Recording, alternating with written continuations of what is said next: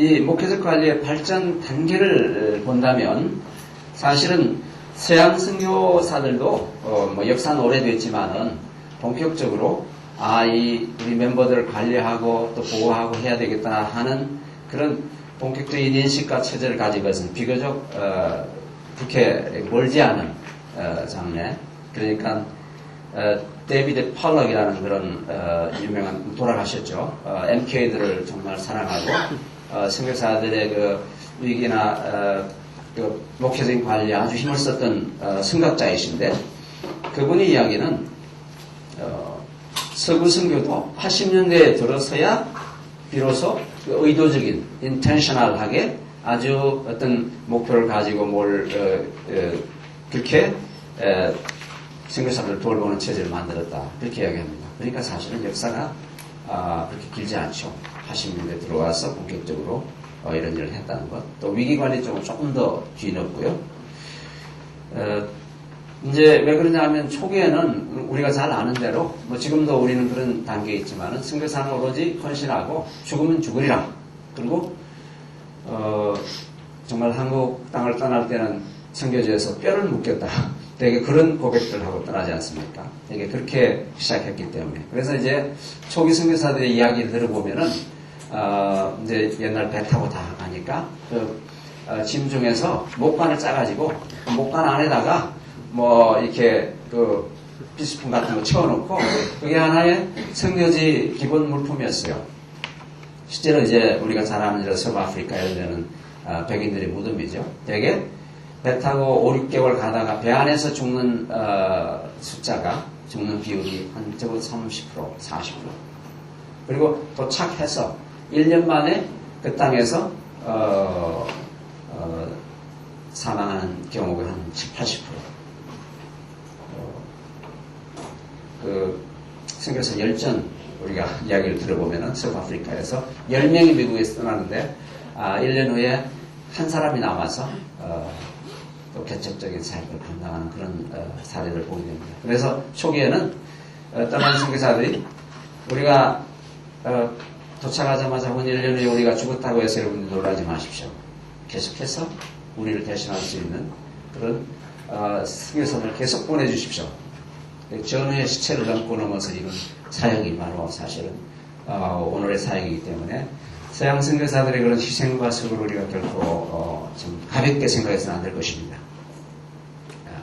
그래서 사실은 초기에는 뭐 여기 이제 있지만 러스터크가 그 조사한 연구한 그런 걸 보면 모라비안 그 초기 선교사를 연구한 조지 슈미트, 퍼슨 테일러, 그 CNMA를 창설한 에이비 심슨, 에드윈 저더슨 등의 초기 개척 선교사 자신들이 굉장한 그 스트레스와 압력에 시달리는 그런 모습들이 나옵니다. 이게 이제 나중에 보면 상당히 미화가 되죠. 또 어떤 선교사는 어떤 선교회를 창설한 아주 유명한 선교사는 거의 정신 이상이 되어서 치료를 마쳤습니다. 그만큼 몸과 그 정신이 아주 망가질 정도까지 일하는 것이 그냥 정상이라고 생각했기 때문에 거기다가 이제 우리가 뭐 영화나 혹은 또 역사를 통해서 아는데 윌리엄 캐리나 중국 선교의 아버지 로버트 모리슨, 데빌 리빙스턴 이런 개척 선교사들의 부인들이 알코올 중독이나 정신 이상이나 아주 어려운 상황으로 마지막을 마친 참 비극적인 상태를 보게 됩니다. 그러나 그때는 그게 너무나 당연하다고 생각했고 또 다른 방법이 없었다는 것이죠. 스스로 자기를 돌보지 않으면 안 되는 그런 상황이었습니다. 근데 이제 그 지난 20년, 30년 사이에 서구 선교에서 새로운 변화가 일어났다는 것이죠. 그래서 선교사가 그렇게 소모되거나 그렇게 하는 것만 하나님께 영광을 돌리고 선교적 전략에 있어서 바람직한 것은 아니다. 오히려 그것은 상당히 장기적인 선교 전략을 볼 때 우리에게 손실을 가져온다. 이제 그런 부분들이 점점 밝혀졌고 모든 선교사가 데빌 리빙스턴이나 하슨 테일러나 이런 정말 강철 같은 그런 의지와 그런 집념과 열정으로 선교를 감당할 수 있는 것은 아니고 그 이후에 세대들이 점차 문화나 혹은 배경 자체가 달라지는 그런 상황이 되었습니다.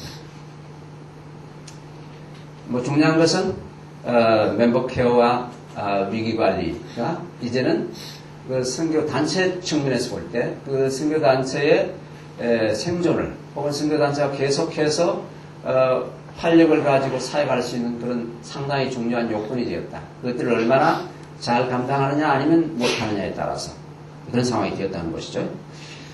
이제는 이 멤버 케어 혹은 위기 관리에 대한 성경적인 혹은 신학적 배경을 우리가 조금은 검토를 해야 될 것입니다. 이것은 우리에게 주어진 하나의 과제인데, 먼저 뭐 기본적으로 우리가 꼭 선교나 혹은 선교 위기를 생각하지 않더라도 하나님의 백성인 하나님께 사랑하시는 그의 자녀들에게 왜 이런 고통을 주시는가? 뭐 이제 사실은 최근에 우리에게 닥친 위기들 2004년이죠. 가작에서 우리 선교사님 사모님이 무참하게 강도에게 살해당한 일.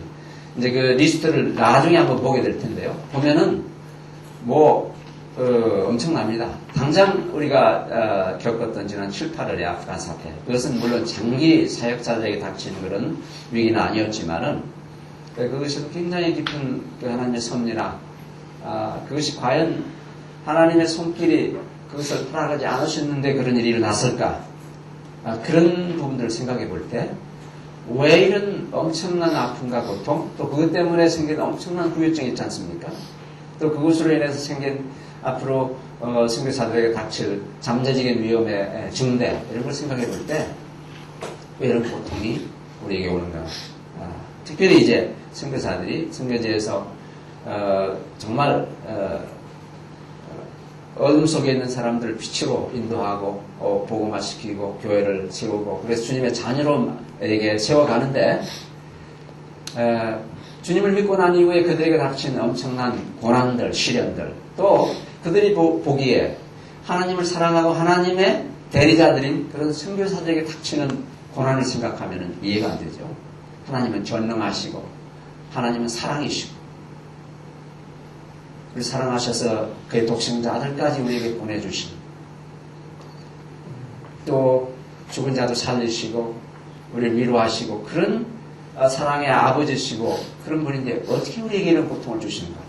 굉장한 질문이고 의문이죠. 그걸 선교사들이 어떻게 현지의 성도들에게 설명하고 또 자신들에게 그걸 설명할 수 있을까 하는 것이 참 어려운 부분인데 이런 고통의 신학에 대한 부분들을 앞으로 우리 한국 교회와 또 특별히 선교사들이 정리하고 나가야 된다는 것입니다.